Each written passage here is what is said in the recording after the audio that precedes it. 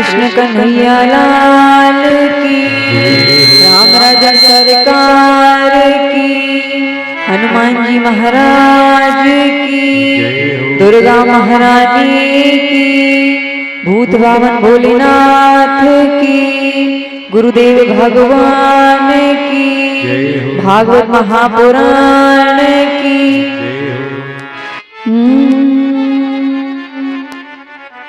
हरि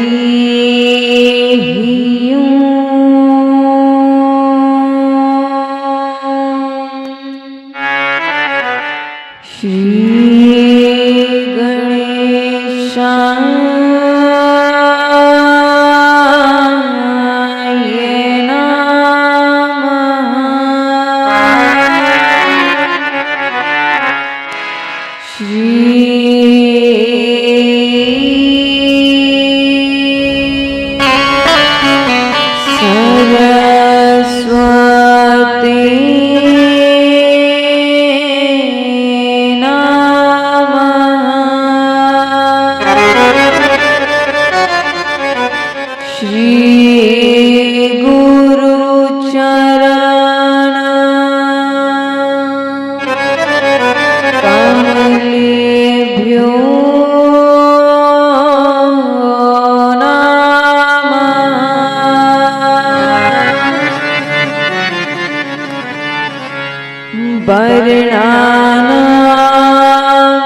रथ संघना रसानां छंद सामपि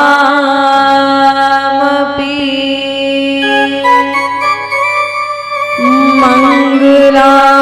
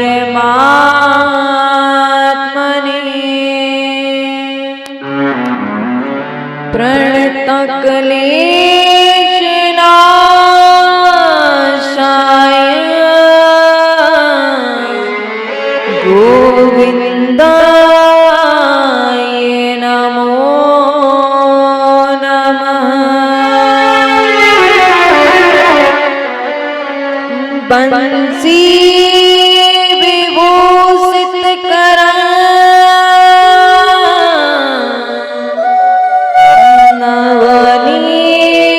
नवनीर दाभा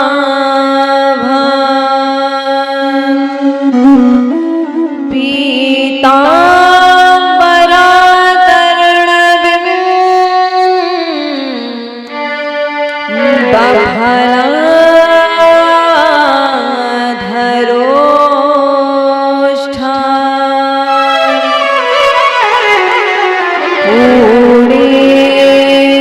सुंदर मुखा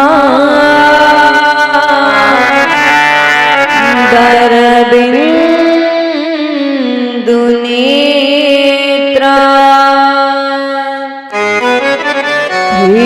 कृष्णात् परं किमपि तत्त्वमहं न जाने।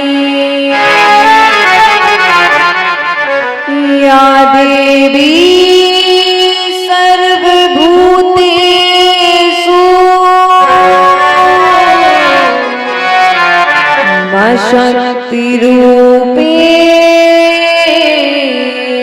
संस्थिता नमस्तस्यै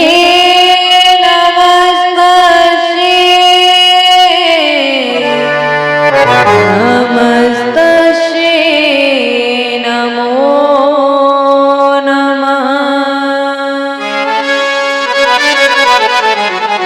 मनोजवं मारुततुल्यवेगम्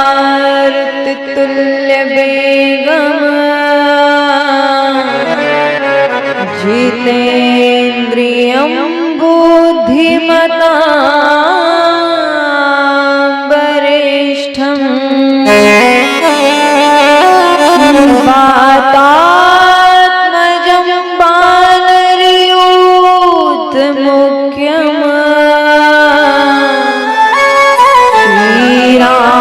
श्रीरामदूतं शरणं प्रपद्ये। कन्हैया लाल की, राम राजा सरकार की, हनुमान जी महाराज की, दुर्गा महारानी की, भूत भावन भोलेनाथ की, जगत गुरु गुरुदेव भगवान की, भागवत महापुराण की जय जय श्री राधे, जय जय श्री राधे, जय जय श्री राधे श्याम। परम मंगलमय परात्पर अकारण करुणा वरुणालय भक्त वांछित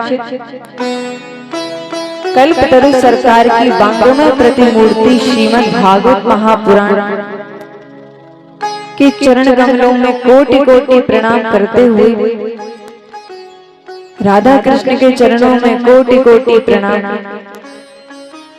श्री सीताराम के चरणों में कोटि कोटि प्रणाम, राम जी के परम प्रिय दूत श्री बालाजी महाराज के चरणों में कोटि कोटि प्रणाम, जगत जननी जगदम्बा दुर्गा महारानी के चरणों में कोटि कोटि प्रणाम, भूत भावन भोलेनाथ के चरणों में कोटि कोटि प्रणाम, जगत गुरु गुरुदेव भगवान के चरणों में कोटि कोटि प्रणाम, ग्राम देवता स्थान देवता सभी को बारंबार प्रणाम करते हुए एवं सभी से आग्रह करते हुए कि किसी न किसी रूप में कथा पंडाल में पधार कर हम सभी को अपना आशीर्वाद प्रदान करें।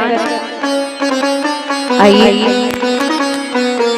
मनवाणी को पवित्र करते हुए कुछ क्षण हरिनाम संकीर्तन।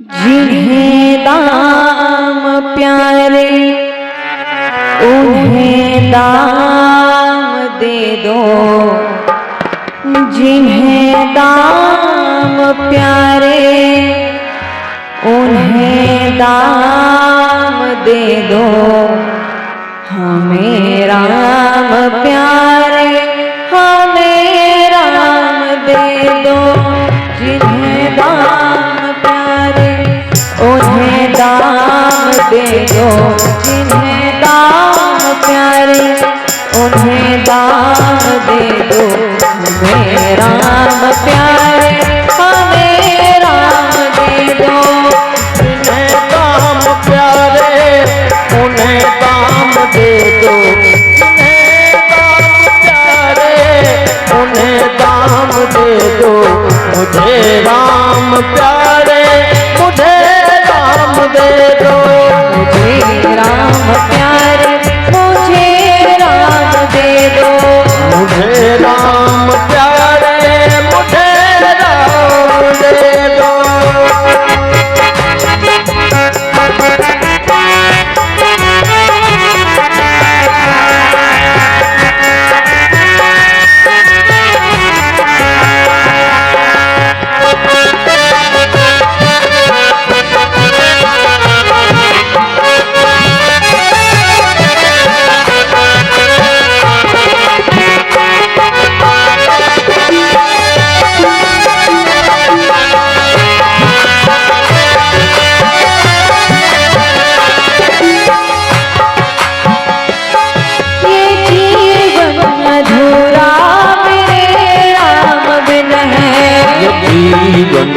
अधूरा मेरे राम बिन है। ये जीवन अधूरा मेरे राम बिन है। ये जीवन अधूरा मेरे राम बिन है। किसी एक उलझन में हर एक दिन है। किसी एक उलझन में हर एक दिन है। किसी एक उलझन में हर एक दिन है। किसी एक उलझन में हर एक दिन है। उन्हीं के भरोसे उन्हीं के सहारे। उनके भरोसे उनके सहारे। मुझे राम प्यारे मुझे राम दे दो।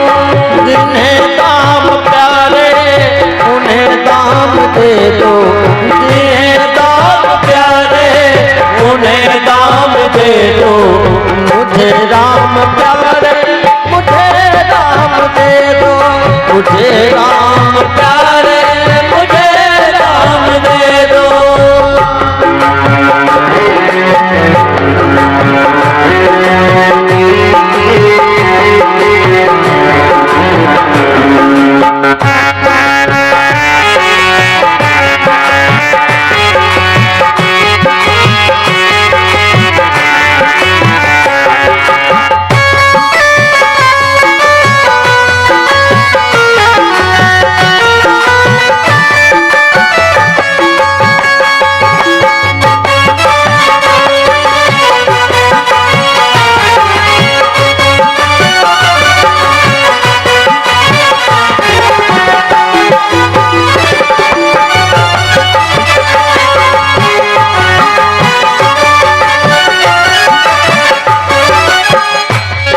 उन्हीं के भरोसे उन्हीं का सहारा। उन्हीं के भरोसे उन्हीं का सहारा। उन्हीं के भरोसे उन्हीं का सहारा।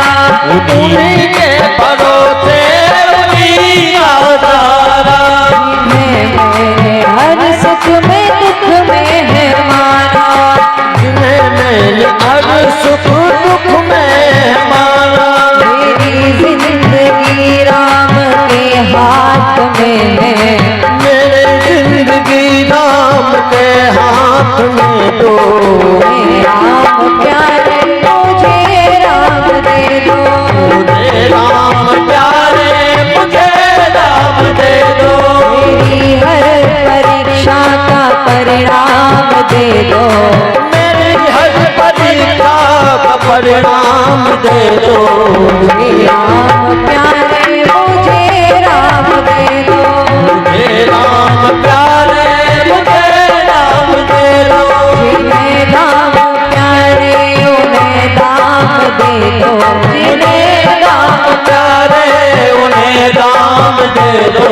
मुझे राम प्यारे मुझे राम दे दो। मुझे राम प्यारे मुझे राम दे दो। मुझे राम प्यारे मुझे राम दे दो। जिन्हें राम प्यारे उन्हें दाम दे दो। जिन्हें राम प्यारे उन्हें दाम दे दो। मुझे राम प्यारे मुझे राम दे दो। मुझे राम प्यारे मुझे राम दे दो। मुझे राम प्यारे मुझे राम दे दो। मुझे राम प्यारे मुझे राम दे दो। मुझे राम दे दो। मुझे राम दे दो। जिन्हें दाम प्यारे उन्हें दाम दे दो। मुझे राम प्यारे मुझे राम दे दो। बोलो कृष्ण कन्हैया लाल की। राम राजा सरकार की। आज श्रीमद् भागवत महापुराण के द्वितीय दिवस में हम आप सभी प्रवेश कर रहे हैं ठाकुर जी की कृपा से माता रानी के आशीर्वाद से हम सभी के बीच में भगवान की वांगमय प्रतिमूर्ति श्रीमद् भागवत महापुराण ज्ञान गंगा प्रवाहित होने जा रही। कल हमने सुना था कि किस प्रकार अनंत जन्मों के पुण्य जब उदय होते हैं तब जाकर के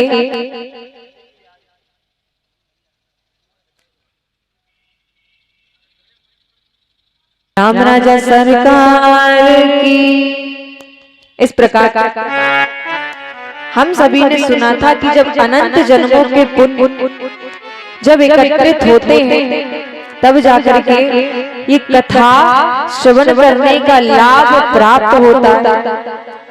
कई व्यक्ति कहते हैं कि कथा में बताया जाता है कि कथा को सुनने से फल प्राप्त होता है, कथा को सुनने से फल अवश्य प्राप्त होता। तो इस कथा को हमने एक बार सुना, दो बार सुना, कई बार इस कथा को सुन ली। तो कथा में कहते हैं कि कथा को जब सुनोगे तो फल हमें अवश्य प्राप्त होगा। तो इस कथा को हमने इतनी बार सुन लिया पर अभी तक इसका कोई फल हमें प्राप्त तो हुआ नहीं। तो एक संत कहते जब एक किसान खेत में जाकर के बीज बोता है, जब एक किसान खेत में जाकर के बीज बोता है तो वो बीज पका हुआ वापस आएगा कि नहीं इसकी कोई गारंटी नहीं होती। उसका कर्म है खेत में बीज बो, खेत में जाकर के पानी दे। अब उसका ये कर्म नहीं है कि पका हुआ फल घर वापस ला, ये तो उसके कर्म के ऊपर निर्भर करता है। इसी प्रकार जितनी बार हम भगवान की कथा को सुने, जितनी बार भगवान की कथा का आस्वादन करें, कब किस प्रकार किस दिन किस महीने हमारे ऊपर भगवान की कृपा हो जाए इसकी कोई गारंटी नहीं। प्रभु चाहे तो हम एक क्षण में भी प्राप्त हो सकते। हमारा धर्म क्या है? भगवान की कथा को सुनना। हमारा धर्म क्या है? भगवान के नाम की कथा का आस्वादन करना। अब इसका फल किस समय, किस महीने, किस घंटे, किस क्षण भगवान को देना है ये प्रभु के ऊपर निर्भर करता है। राम नाम रटते रहो जब तक घट में प्राण, कभी तो दीन दयाल के भनक पड़ेगी का। राम नाम रटते रहो जब तक घट में प्राण, कभी तो दीन दयाल के झनक पड़ेगी का। प्रभु का नाम कब तक जपना चाहिए? जब तक प्रभु को हमारे भजन की आवाज ना सुनाई दे। कथा हमें कब तक सुननी चाहिए? जब तक प्रभु को स्वयं हमारी याद ना आ जाए। कथा हमारे जीवन में जितने भी दुख होते, जितने भी कष्ट होते, जितनी भी विपत्तियां होती, कथा को सुनने से, कथा को श्रवण करने से हमारे जीवन के सारे दुखों का हरण हो जाता। जिस प्रकार माता सीता ने राम कथा को सुना था तो उनके सारे दुखों का हरण हुआ था। उसी प्रकार जब हम भगवान की कथा को सुने, भगवान की कथा को श्रवण करेंगे तो हमारे पापों का भी नाश हो। ये वो गंगा है जो भगवान के मुखारविंद से प्रकट हुई। भगवान के द्वारा दो गंगा प्रकट हुई। चरणारविंद रूपी गंगा में स्नान करके अपने सारे पापों को नष्ट करके, मुखारविंद रूपी गंगा में गोता लगा करके अपने दुखों को, पापों का, कष्टों का, विपत्तियों का हरण करके। इस प्रकार अनंत जन्मों के पुण्य जब एकत्रित होकर के मस्तक पर विराज देते तब जाकर के इस कथा को सुनने का लाभ प्राप्त होता। श्री वेदव्यास जी महाराज ने कथा की रचना, जब वेदव्यास जी महाराज ने श्रीमद् भागवत महापुराण की रचना की तो कहते हैं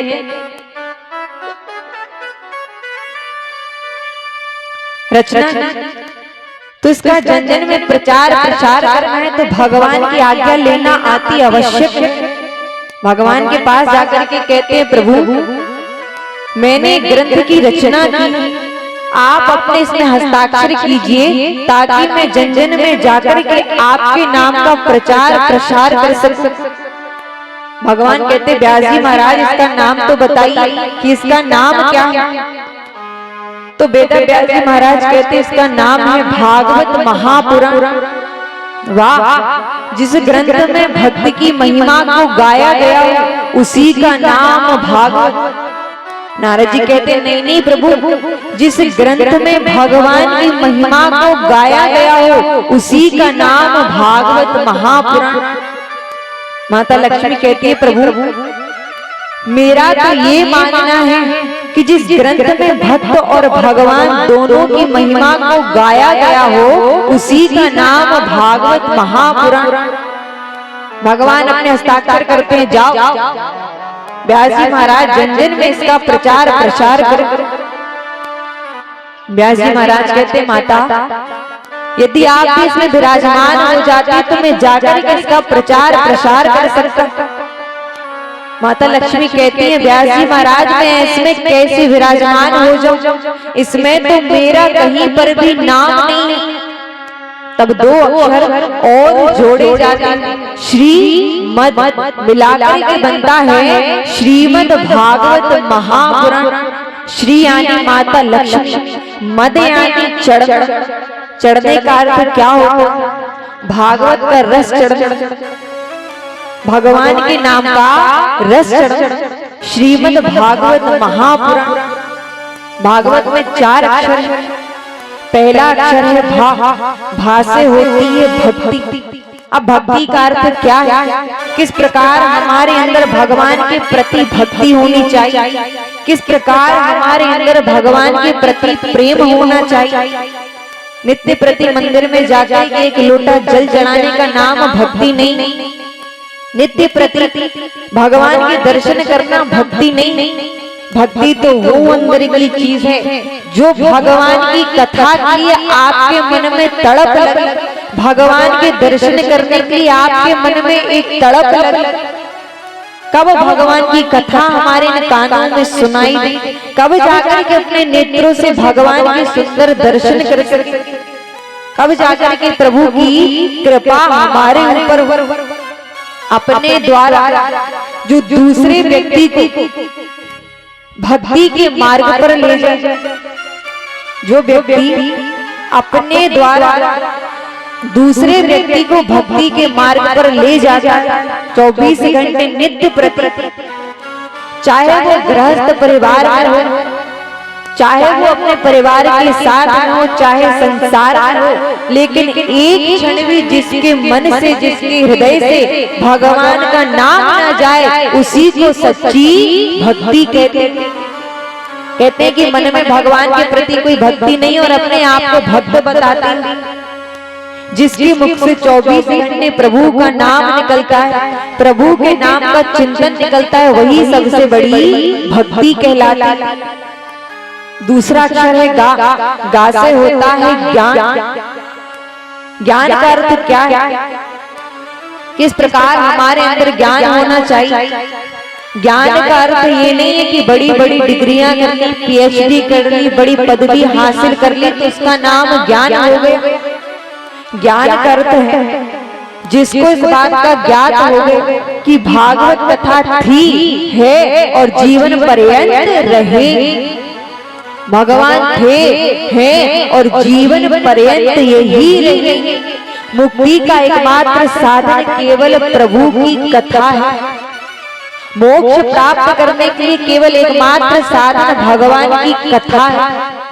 जिसने भगवान की कथा का ज्ञान कर लिया, जिसने अपने जीवन में भगवान को सर्वस्व मान लिया, वो संसार का सबसे बड़ा ज्ञानी पुरुष कहलाता है। जिसको इस बात का ज्ञान नहीं कि भगवान राम ने अपने जीवन में क्या किया, कृष्ण ने अपने जीवन में क्या किया, राम का चरित्र कैसा है, कृष्ण का चरित्र कैसा है, जिसको भगवान के बारे में कुछ पता नहीं और अपने आप को ज्ञानी कहलाता, जिसको प्रभु के नाम का ज्ञान हो गया, वो व्यक्ति संसार में सबसे बड़ा ज्ञानी कहलाता। तीसरा अक्षर है वा, वा से होता है वैराग्य।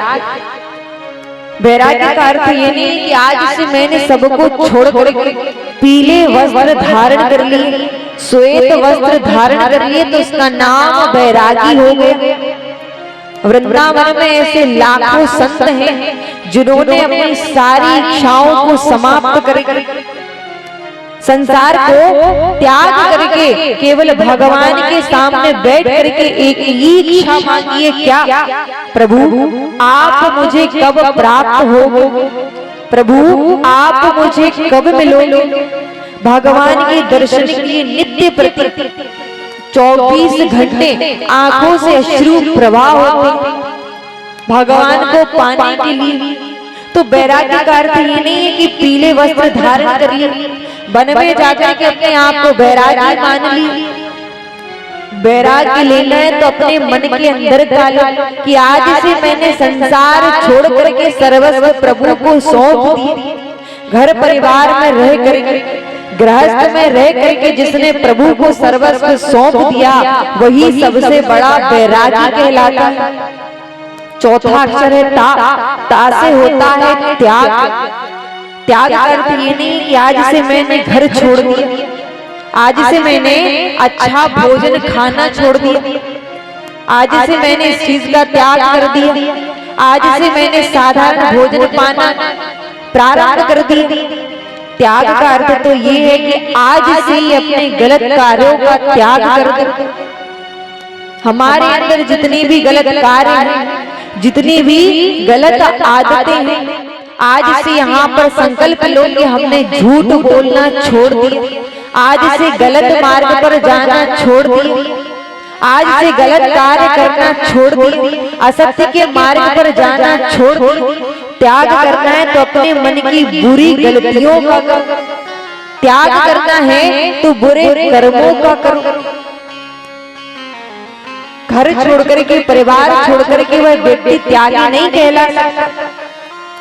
जिसने अपने जीवन में झूठ को त्याग किया, असत्य के मार्ग को त्याग दिया, वही व्यक्ति संसार का सबसे बड़ा त्यागी कहलाता। भक्ति, ज्ञान, वैराग्य और त्याग, ये चार अक्षर जिनसे भागवत के नाम से हमें कुछ ना कुछ सीख अवश्य प्राप्त होती है।